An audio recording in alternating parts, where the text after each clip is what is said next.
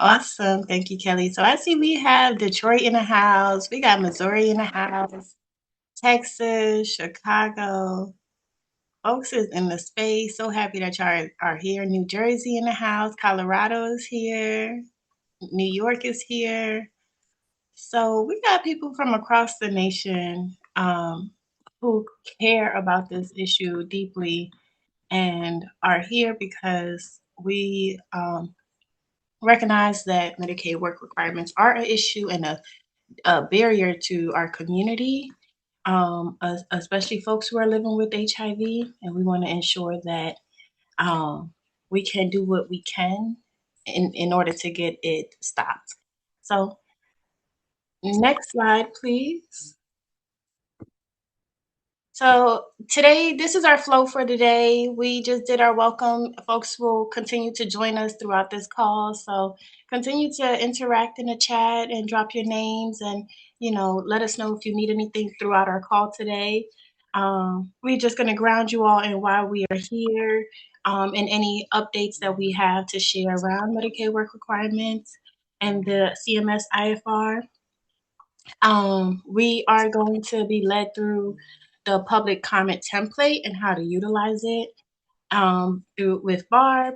But we are planning on taking you all into breakout groups um, just to work more deeply together and intimately together on telling our story as we are writing our public comments. Then we're going to come back together and debrief some of what we wrote, and we'll share next steps with you all around advocacy and what's coming up. So next slide. We want to give a big shout out to you all, of course, for joining us today from your prospective communities and areas. And we also want to uplift the organizations who are in alignment with us, who are allies with PWN, and who are doing everything and have their boots on the ground to make this possible. So shout out to Save HIV funding campaign. I know we have an update around phones that they have coming up soon, and our amazing accomplices at the HIV Caucus, the people living with HIV Caucus, and then, of course, our friends and allies and our peers at Sero Project. So shout out to them, and they are in support of this fight with us. Next slide.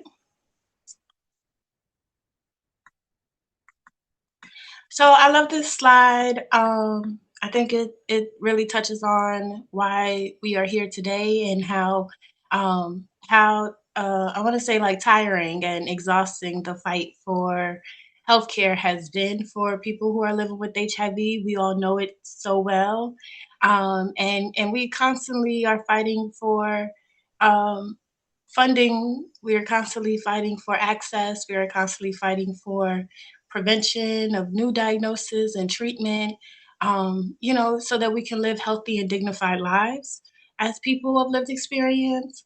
And we recognize that the work requirements really, as I mentioned, is a barrier and an inhibitor to some of the access of services that our community needs. For example, I'll just speak for myself. Like when I was pregnant with my child, I relied heavily on Georgia's Medicaid Planning for Healthy Baby Services.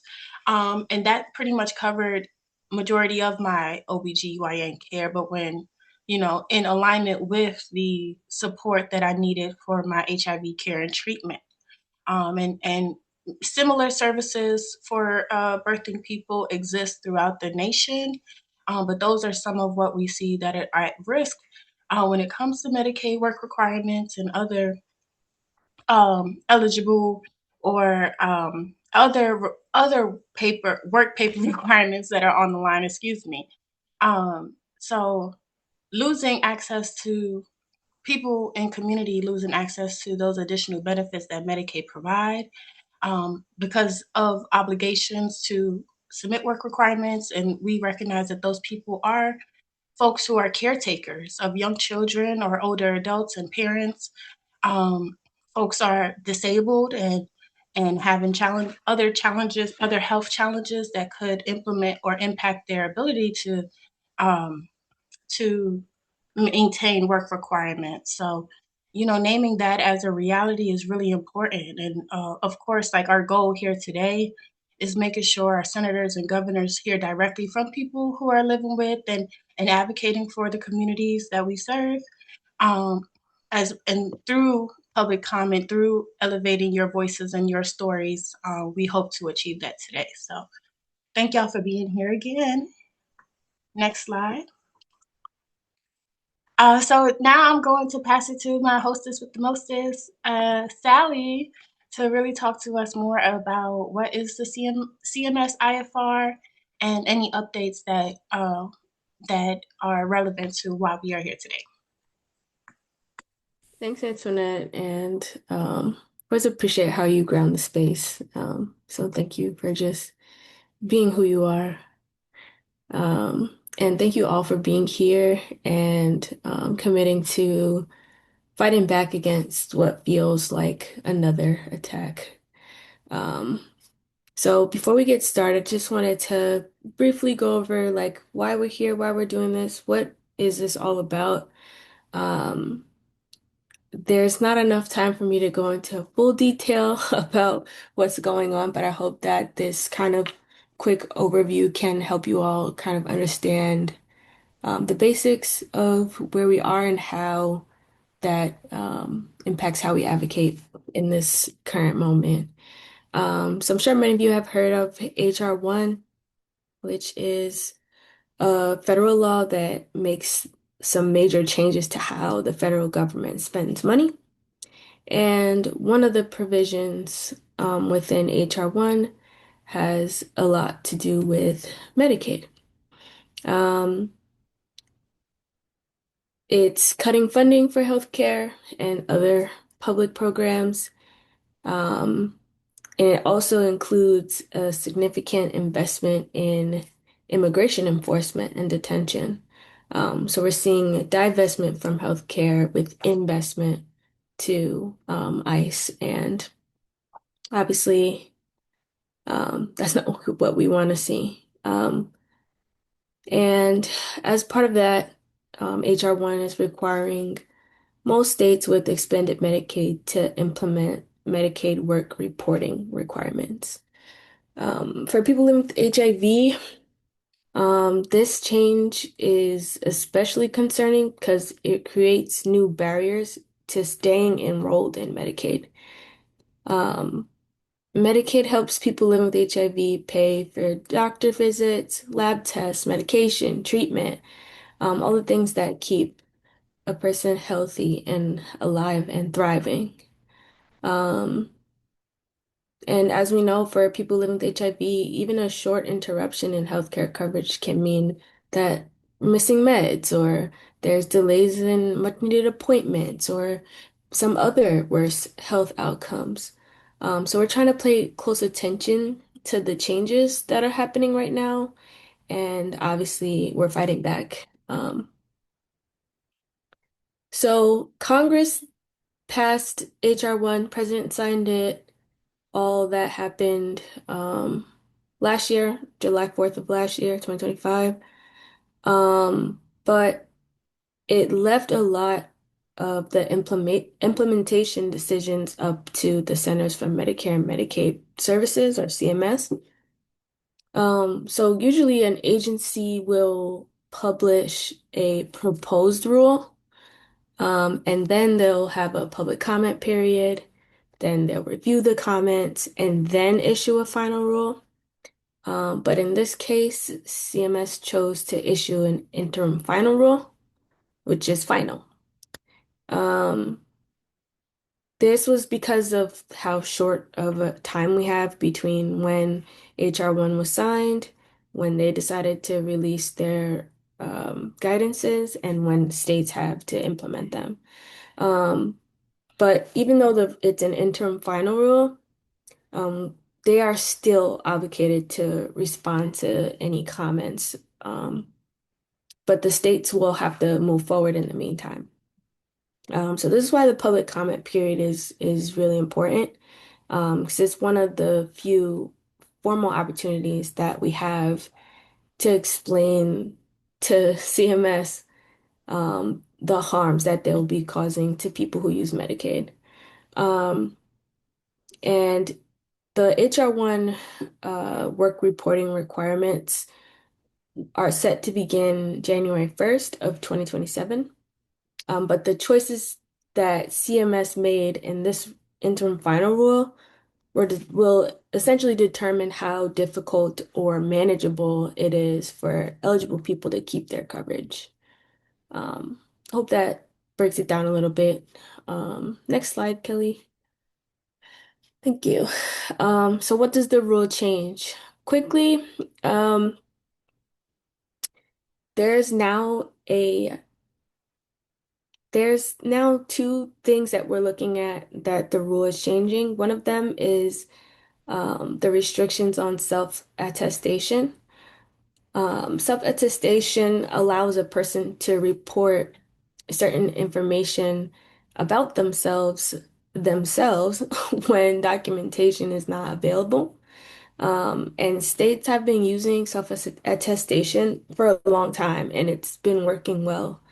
But the CMS IFR limits when states can rely on self-attestation.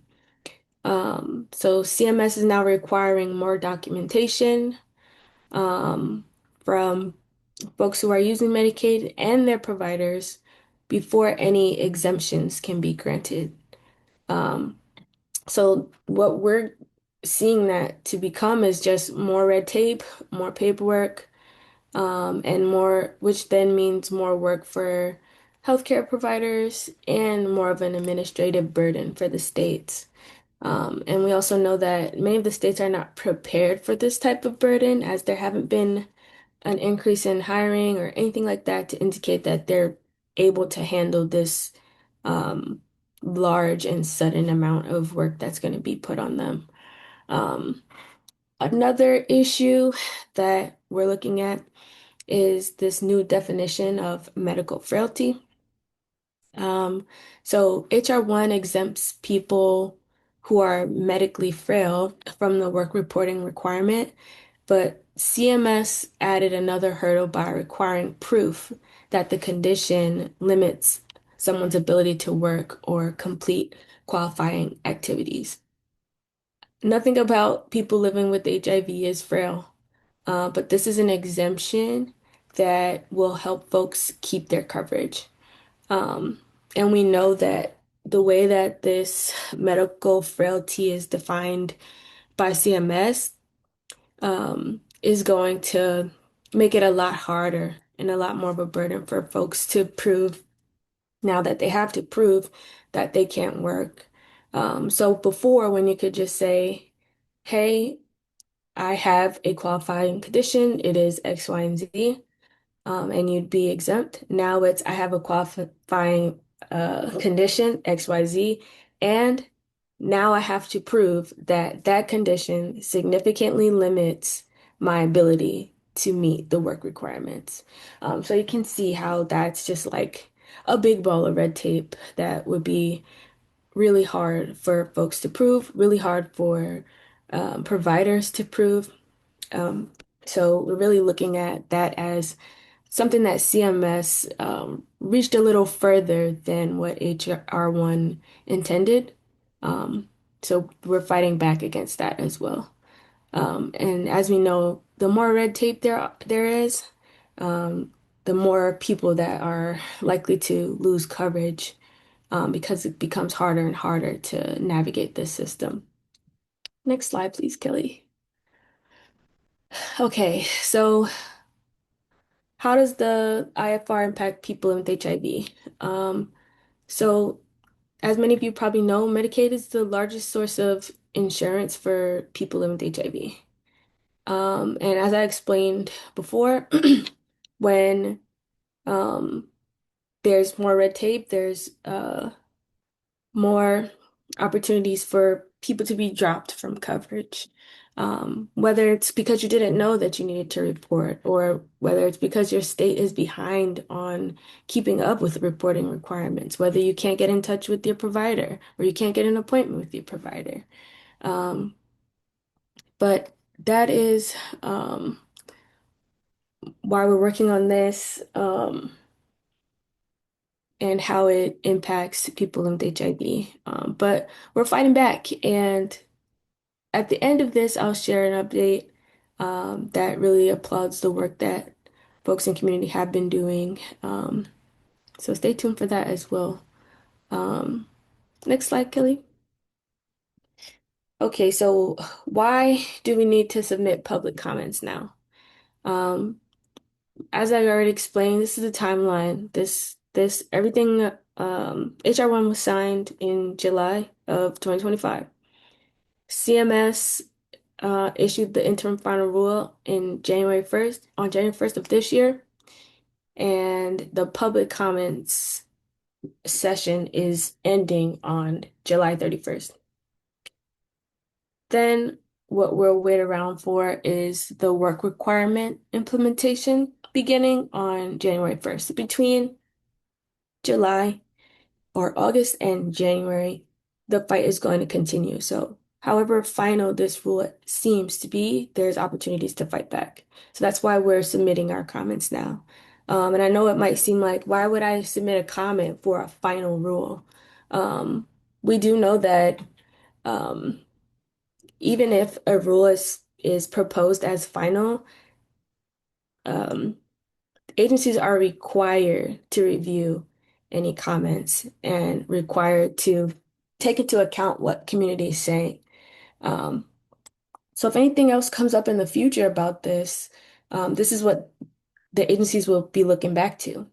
So all of this is relevant, and um, it's worth it. It's worth using your voice now. Don't let the word final deter you from taking action, because we're not done.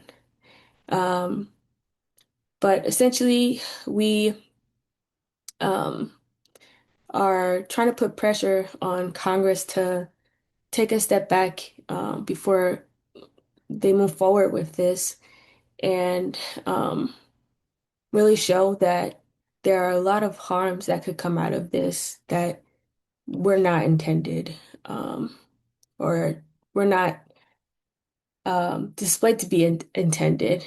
So we really want to make sure that um, people who should be covered can be covered. We want to make sure that people who are eligible and are on Medicaid are not going to lose their coverage, all because of these little nuances and the amount of red tape that's coming up because of uh, these rushed recommendations or requirements, and um, lack of infrastructure to keep them up. So I hope that clears things up a little bit more. Um, I'm going to pass it to Barb to talk to us a little bit about public comments. And Barb has also created a beautiful template for us to use. And so I will pass it to Barb.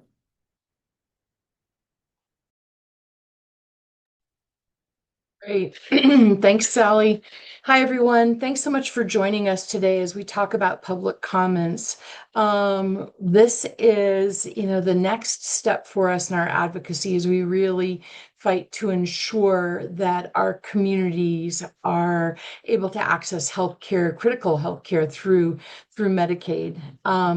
I'm going to go ahead and share my screen real quick here. We have a number of tools for you all that hopefully are helpful as we're talking through public comments. Public comments are not often a piece that we really support or do. We usually are phone banking, but this interim final rule and the changes that it is proposing will be really devastating for our community. And so we want to make sure that advocates have every way, every opportunity to provide feedback. And so when we call our elected officials, and for these comments, it is powerful because our comments go directly to the agency that is trying to implement these. And so we're taking all the avenues that we can do to reach out. And it looks like my links did not actually copy. So I'm going to go ahead and just walk us through screen sharing, and then we will get caught up with the links. So there is a lot of information, and Sally did such a great job talking about it at a high level. For folks who are interested in submitting public comments and want a little bit more information, or perhaps links to other groups and how they're talking about these Medicaid work reporting requirements, we have developed the explainer for the Medicaid work reporting requirements. It is 5 pages. It is lengthy because for folks that need all of the details or want a little extra, we've got it here for you. And so you'll see that it talks about a little bit about the work reporting requirements and the public comments. Then it comes down to areas of focus. So things that are going to be implemented that might be really problematic for you. And they are all kind of grouped in categories. We will, we're PWN, so we absolutely talk about meaningful involvement and how that was not a part of this process. And both within HIV advocacy spaces, but also at federal advocacy spaces, we demand that we be included as stakeholders as major policy changes are being put into effect that are going to really be devastating for us. So you can include these in your comments, just there for you to read. And then we have a sample draft, which is all of the words. This actually is the comment that I went ahead and submitted.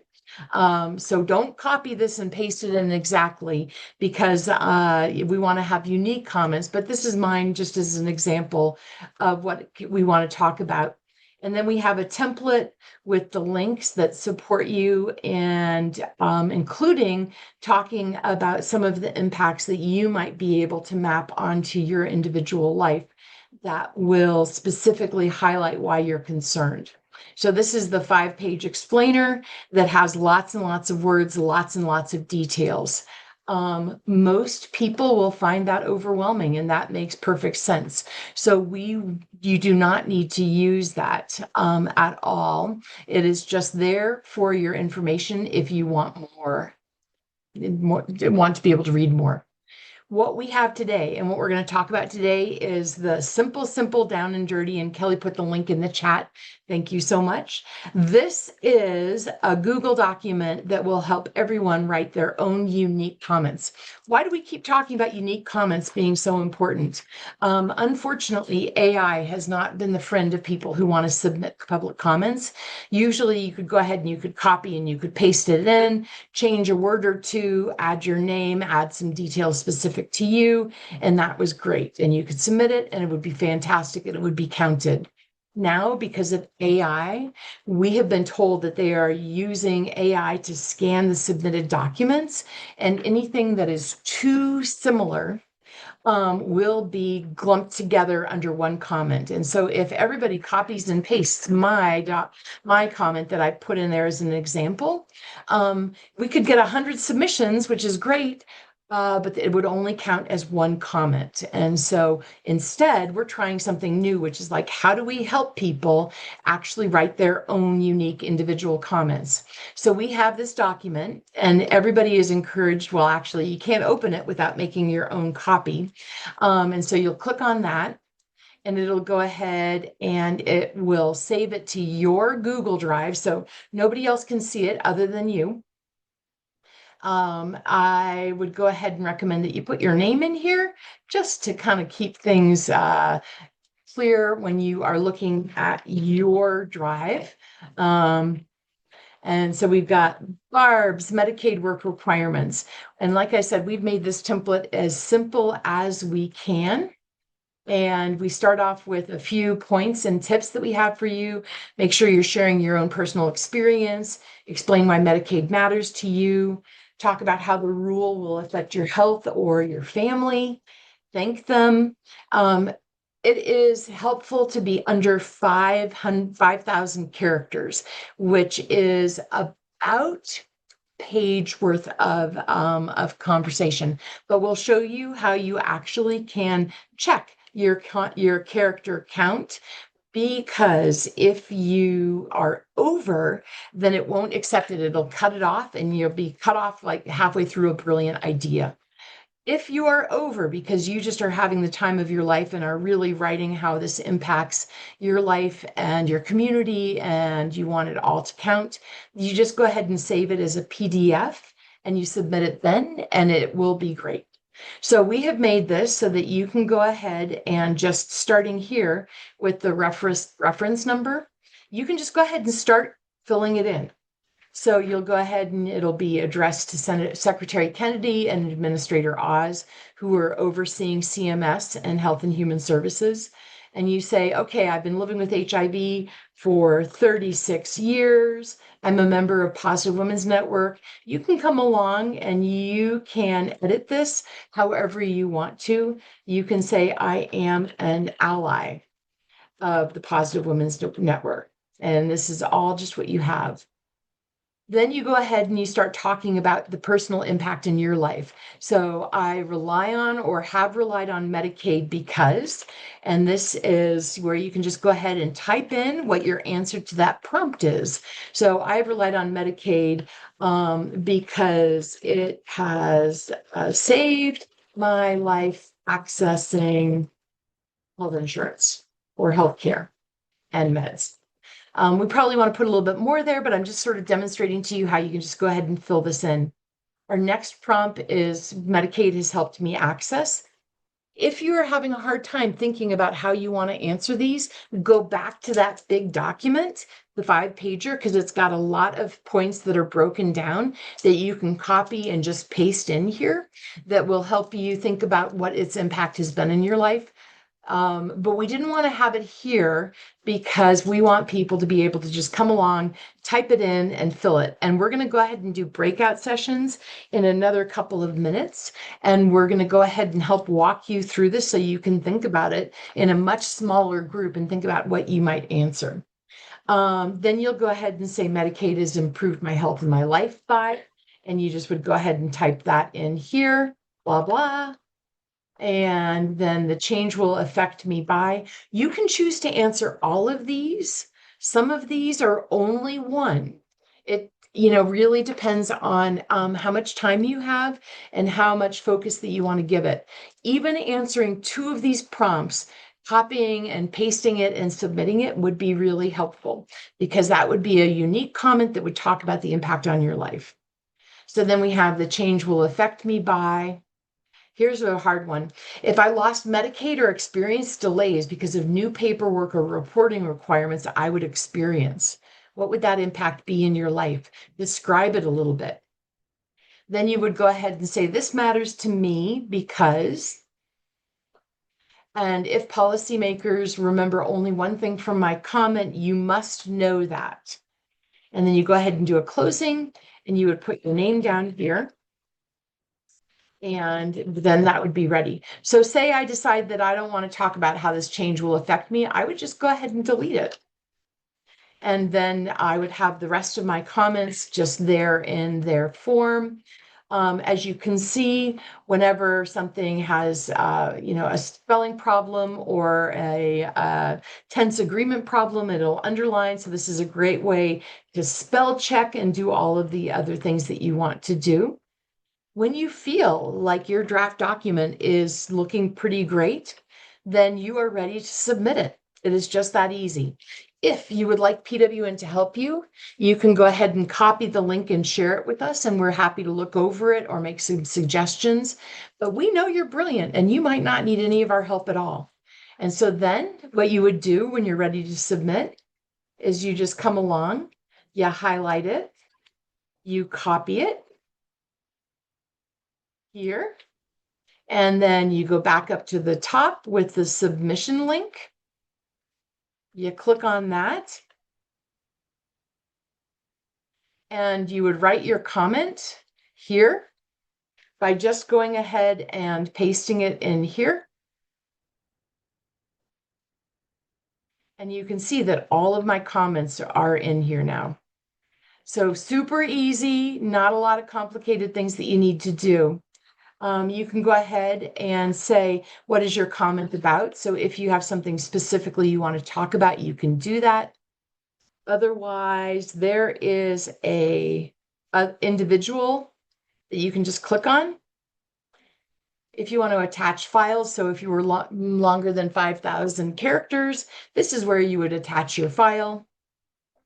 Enter your email address. You can receive email confirmation that your submission has been accepted. And here is where you can submit it anonymously. So if you decide that you do not want the federal government to know all this information, but yet you want to submit it, you can do that anonymously. You also can submit as an individual. If you submit anonymously, then you come down here, and the only thing that it will track is that your comments, how you selected it, but it will not keep your email or your name.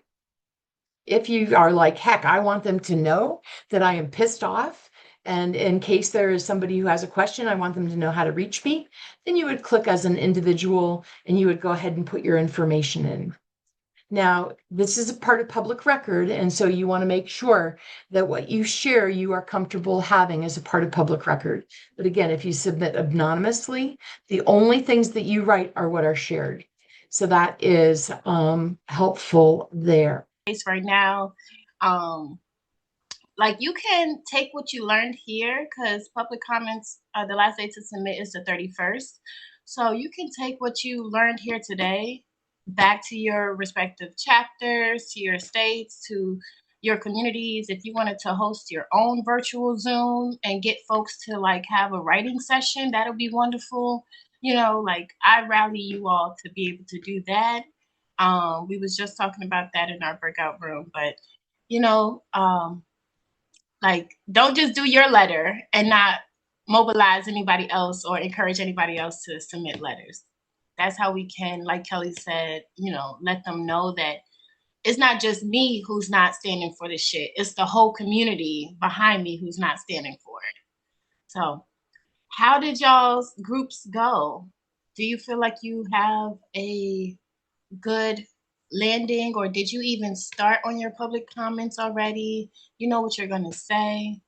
I want to hear from folks. How are y'all feeling?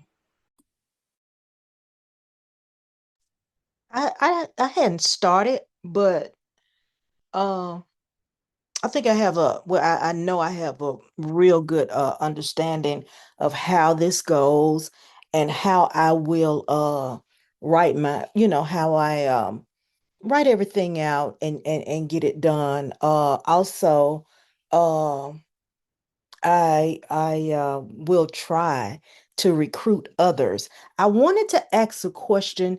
If I was to recruit others to do this within like the next week or what have you, would somebody be available to help me get this done, or am I asking too much? Because we really need lots of people. And then a lot of people that I know that's going to be affected by this. Um it would be, yeah, I don't want to say all of this impacts all of us, but I know a lot of people that this will directly impact that needs to be aware and needs to know how to do this. So is there any way that someone maybe what's the day? Tuesday, maybe Thursday or Friday of this week, be able to help me try to get somebody else, some more people to do some to write some letters and send something in?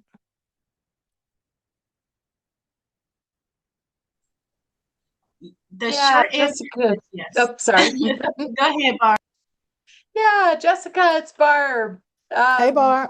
Hi. I would love to help you and your group on Thursday think through this. So You've got my email. I'll put it in the chat for folks who don't, but it is barb@pwn-usa.org.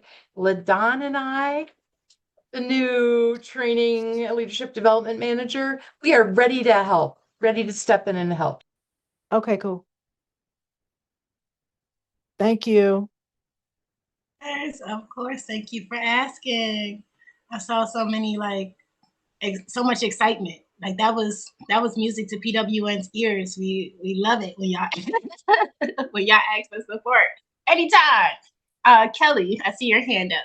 I just want to say, because Barb doesn't brag on themselves enough, Barb has been doing in Colorado weekly phone banks on this issue. So if you have like a group of folks that you want to mobilize, that you want to figure out like what is the way that I'm going to engage them, reach out to us because there's a lot of creative ways that you could have regular recurring phone banks, writing sessions, email blasts. Like there are a million ways to work on this, and it's really wonderful because it allows you to like pull your neighbor in. You can say like, let's do a potluck, and then write our public comments and submit them. It's a great way to build community. The other thing I wanted to name, because I heard you say that you know people who will be directly impacted, we are really trying to figure out how to connect with folks who are directly impacted. And so if you know someone who is on Medicaid and is in a Medicaid expansion state who you're like, oh no, this person's about to get hit with work requirements and they're not ready, they don't know about it. Um, you can always connect them with us, or connect one-on-one with them and see if they would like to connect with PWN as well, so we can talk with them because we're really trying to prepare folks. Because as hard as we push, we got to be prepared in case these Medicaid work requirements do hit. What do we do then? How are we documenting our work? The other thing I'll just say, if you like being in media and that's you, the media is desperately trying to find folks who are going to be impacted. So again, reach out. We got a comms team who can prep you, but that is only for folks who want to be out there in public. It does not have to be everyone. It does not have to be you. Okay, thank you. Thank you, Kelly. Any other thoughts before we get into our next steps? Any questions, concerns folks might have?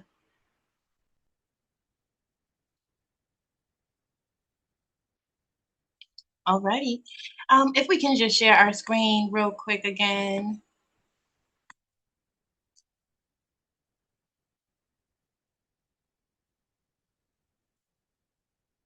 Awesome.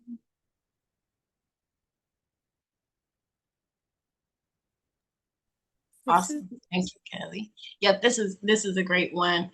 So as we know, who put this here actually? I would love for the person who put this on the slide to talk more deeply about it.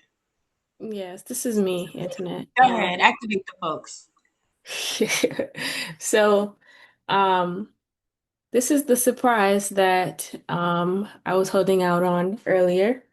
If you all joined us for our phone zap last month, you know that we were calling our Congress folks and our governors, our state governors, to fight back against the CMS interim final rule. Well, what we have here, the states are suing CMS over the Medicaid work requirement rule. So this is pure proof that our action and our voices matter. If it wasn't for the members of community stepping up and pushing back, um, we may not have had the same outcome. So our there are different state attorneys general that are suing, and there's 25 states involved in the case, and even two governors, one of which is in Pennsylvania. Shout out to Pennsylvania. So this is a great example of how our advocacy really molds what our legislators are willing to do for us. So, um, gotta just keep fighting because when we fight, we win. So we'll be keeping you all updated as this case unravels. I think the first hearing is on July 28th, so next Tuesday. And we'll be keeping you all updated as this case unravels. Um, through the HR1 website. Um, so tag it, bookmark it, what LaDawn say? Use it. Um, so yes, that's what we have for that. Um, and as far as our next steps, after today, we already talked about this one, but we would love for you all to um encourage other advocates to submit their comments. Barb already volunteered to um, host another smaller session to help folks on Thursday. So Jessica, thank you for asking for that help. And like Antoinette said, we love to help you all. So when you ask, we're there. And Barb, thank you for making that happen. So try to get as many folks there and get those comments in. Um, also, one of our next steps will be how we're going to um, work with our state Medicaid offices as the implementation starts to happen. So between August and January, we'll be trying to put together some guidances for our state Medicaid offices and what they shouldn't do, and what they should be looking out for in the event that this interim final rule stays as is and is implemented to the reporting requirements that begin on January 1st. So stay tuned for our next action. We're not sure what it is yet, but we'll have something up. We have something brewing that we would love you all to attend. And as I said before, check out our website for the HR1 resource guide. That's where we'll continue updating you as far as the Medicaid work requirements. Like I said, we'll be sharing some updates on the case as well now. And gonna be the best place for you to stay in the loop of what's going on. But thank you all for being here with us and using your voices. As we see, it matters. It counts. Every voice counts. So thanks for showing up. Thanks for doing the work. Thanks for continuing the fight. We know it's hard, and we've seen a lot of loss over the past few years, especially with this administration. But we got to keep fighting, because when we fight, we win. And there's nothing better than community. And I'm grateful for all of you that continue to show up. Um, yeah, uh, that's all we got. Thank y'all so much for being here. I echo everything Sally said. So excited. Um, and I look forward to hearing more of what you all wrote. Just want to reiterate what Barb said. I think Barb said this, like, if you want to share what you wrote with us to review, please, we are here to support you all in whatever way that looks like. So thank y'all.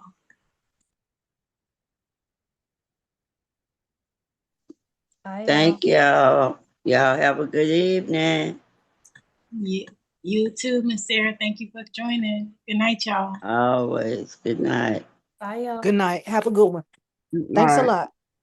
Good night, Miss Tammy. I'm gonna see you in a little while.